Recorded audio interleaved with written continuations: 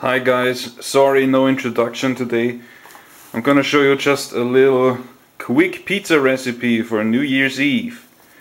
I'm going to add half a kilo, that's about a pound, of plain flour, all-purpose flour, into a bowl.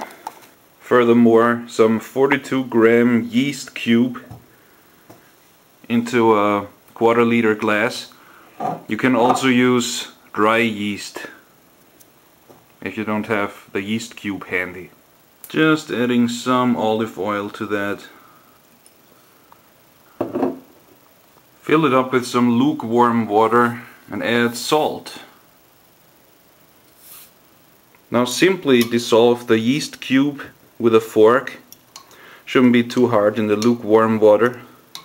Pour all that over the flour and work it in real good.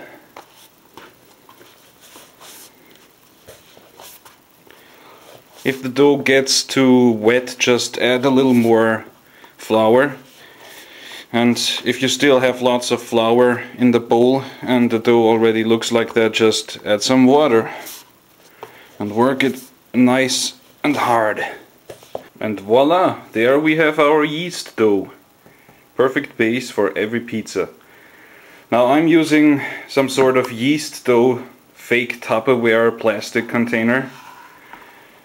I'm going to close that up. Close it up real tightly, release the air, and just wait. The yeast will do the rest.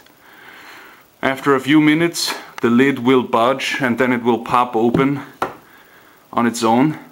If you don't have a container like that, just let the dough rest in a regular bowl and put a wet towel over it and then wait for, I don't know, maybe 20 minutes, maybe half an hour.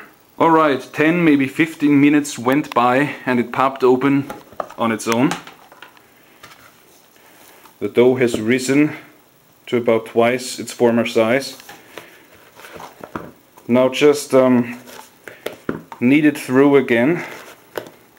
Just a couple times, not too much.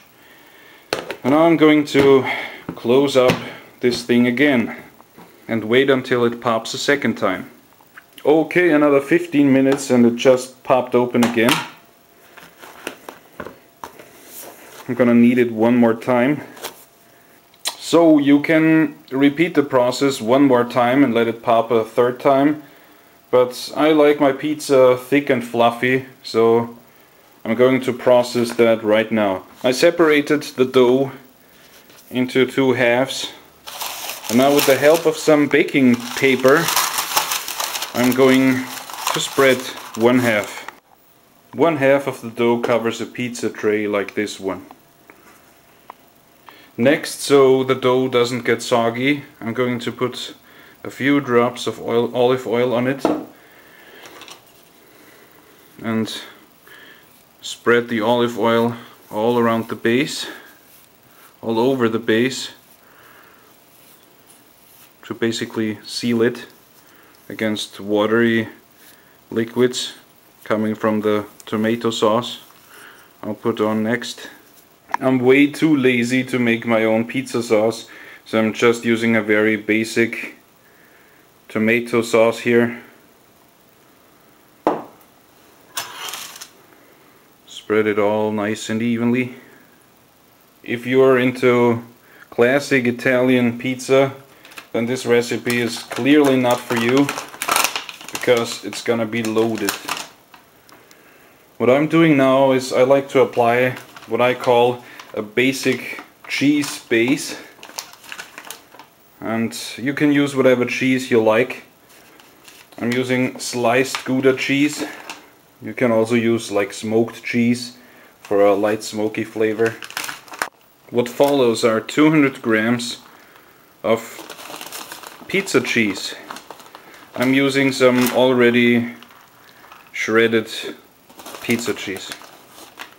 Now what I like to do is to incorporate some cheese into the crust, so you get a really nice crust that way, and on top of that you have melted cheese in the crust.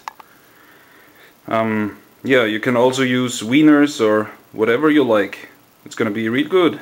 Now per request I'm gonna do this one with tuna fish.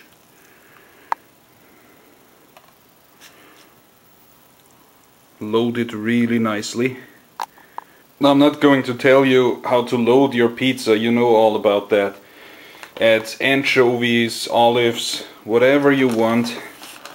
But I'm done here.